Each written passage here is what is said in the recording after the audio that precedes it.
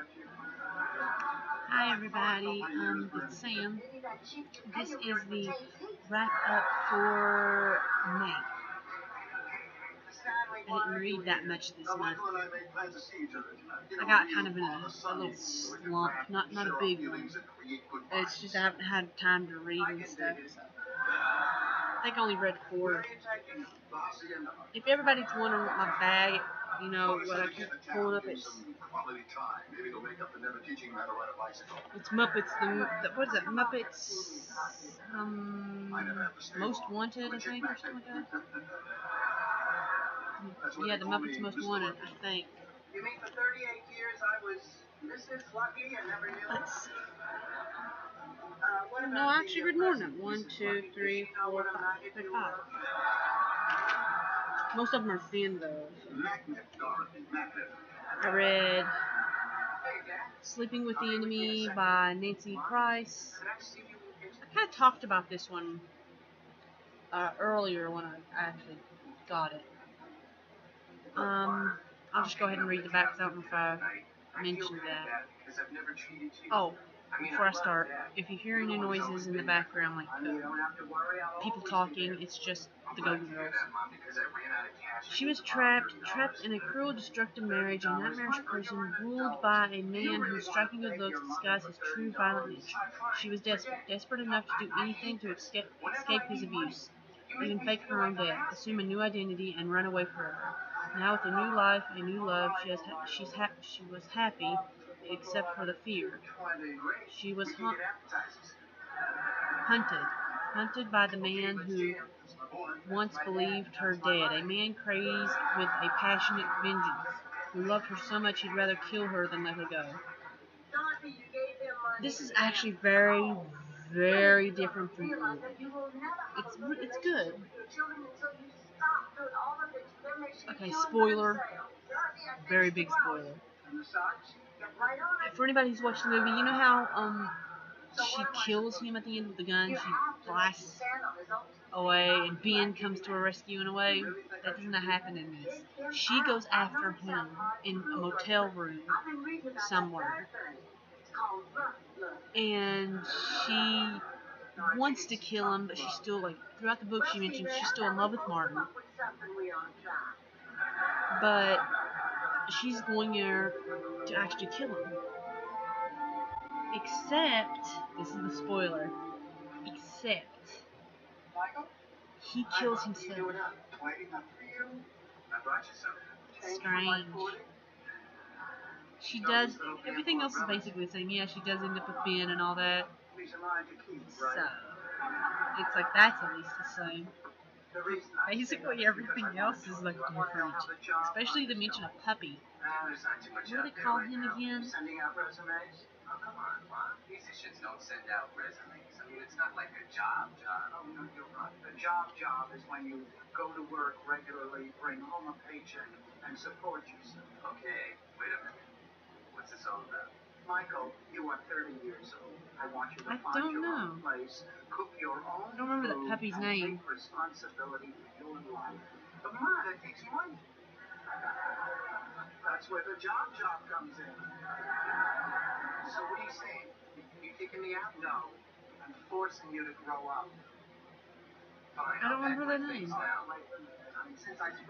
They gave it a name and I don't remember the name they gave this puppy they found. That's also in the book and that's not in the movie. I'm out of here. Then I read, Then I read Pony Pals #5, Pony to the Rescue. Do you love ponies? Be a pony pal. Anna, Pam, and Lulu are planning a camping trip with their ponies. Anna is excited about the overnight trip and trail riding with her pony Acorn. But the trip turns out to be a bigger adventure than the pony pals expected. A little girl, Rosalie Lacey, is missing. Did she follow the pony pals into the woods? Can the pony pals rescue Rosalie? I actually really like this book. I might get one of these. Because I like them. Yeah, they're kind of like the Saddle Club. Except, I don't remember the Saddle Club too much. I have to read them again. I don't think I've picked up one in a very long time. But I'm assuming this girl has dyslexia. Took me a while to get that out. She has dyslexia, so that's very different than the saddle club. If I'm not mistaken, none of the girls have anything wrong with them. Oh, it says, can Anna and Acorn find a lost little girl? Yeah, little girl. You just did what you had to. But knowing that does not help. I am going crazy. My niece just came in.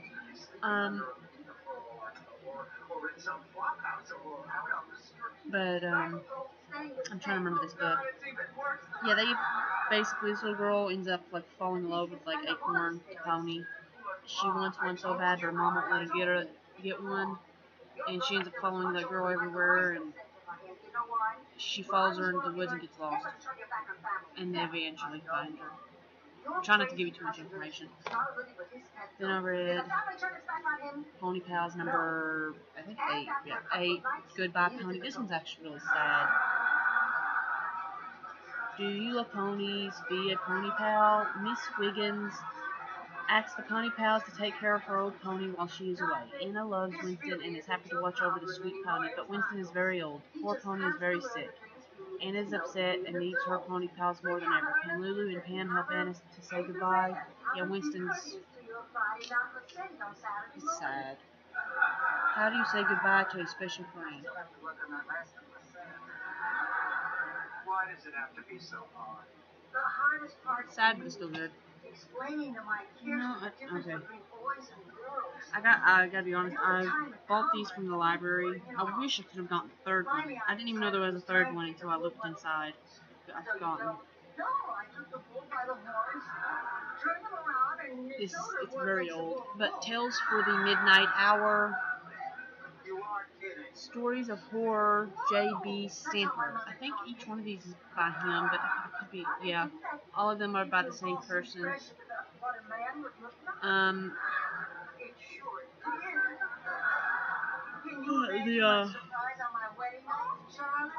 Yeah, there's 3.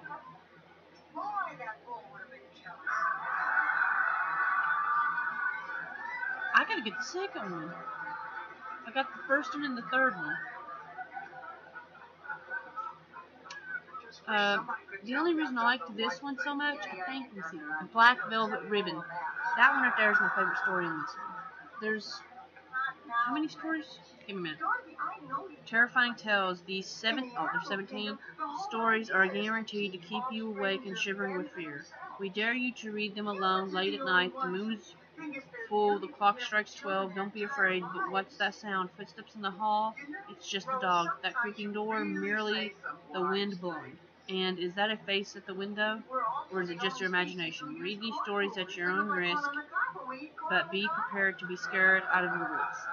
Yeah, basically, when I first read these, it was a very long time ago, when the library was selling, I bought them. Actually, these freaked me out a little bit. They actually did. They were kind of scary. Now, going into it, I kind of wasn't so scared. Especially since I didn't read it with the light off. Let's see, the furry collar, the black velvet ribbon, the borders, the tin claws, the jigsaw puzzle, the face, the mirror, the Egyptian coffin, the old plantation, phobia, the train through Transylvania, the attic door, the tunnel of terror, the fortune teller, the stuffed dog, a free place to sleep, the Goonie birds. Okay, Stanley, what do you want to talk about? Basically, my favorite one, sorry, was the Black Velvet Ribbon. I then read, this is the third one, Even More Tales for the Midnight Hour. The second one is you know, I don't even know what one is this. It's throwing me off. It keeps saying, keeps switching places. I don't know if this is the second one or the third one. There's only one thing I can do, and that's the hardest thing in the world. I'm going to ask Michael to leave your home. No. I think it says, I'm going to ask you to ask I don't know. It says Michael Still More Tales from the Midnight Hour. So, I don't know what ones I got. 13 horrifying tales. Midnight approaches, creatures of darkness come alive, and danger lurks in the shadows. Did you hear someone screaming, or was it just your mind playing tricks on you? Suddenly, there's a chill in the room, and you feel you're not alone. Icy fingers of fear grip your heart, and you want to run, but it's too late. When the clock strikes 12, terror rules the night. It's time for even more tales for the midnight hour. 13 blood-curdling tales, more terrifying than your worst nightmare. Go ahead, read them. You're not afraid, are you? Yeah, these, I liked, if I had to choose, though, I'd probably choose this one's my favorite one out of it, but I don't remember what stories was in this one. Voices, the Gecko, the Head, Better Late Than Never, the Golden Arm, Dead Man's Cave, the Midnight Feeding, When Darkness Comes, King of the Cats, the White Dove, Cemetery Hill, Claustrophobia, Island of Fear. I liked King of the Cats and the White Dove. Unless that Cemetery Hill is what I think it is. Give me a minute. I can't remember that story for some very odd reason. Cemetery Hill. Enrique must have honest eyes. Try number 34. I heard Ted Goblin uses 34 on the eyes. Yeah, I like Cemetery Hill as well, because that's about them boys getting that twine. I want to get that one. It's not the Black Velvet Ribbon. It's almost like it though. It has that and plus some more stories in it. And I want that one because it's totally different. But that's all I've read. I don't know. Haven't even. What is that book that I picked up a long time ago? Oh yeah, you probably want to know what I'm reading now. Actually, if you think about it, I'm reading 3, but the third one's on a Kindle and I can't remember what it's called. It's like 13 Tales to Give You Night Terrors. I think that's what it is. I'm reading Physopolis by Patrick Harmon, and then I'm still on this. Don't think I've given up on it. I haven't. It's just, I don't know, this is what's caused me to just get into a slump. I haven't been wanting to pick up it. I've gotten to chapter 7, and I just kind of not lost interest in it. I just haven't gotten like into it, you know. I haven't even really, I think I only got to chapter 2 on this, yeah. I haven't even really started this one, but I've kind of picked it up.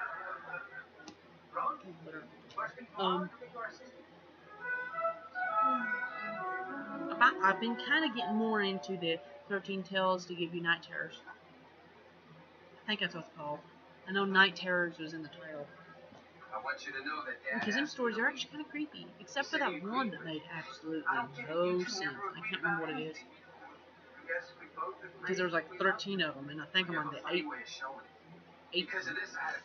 or 9.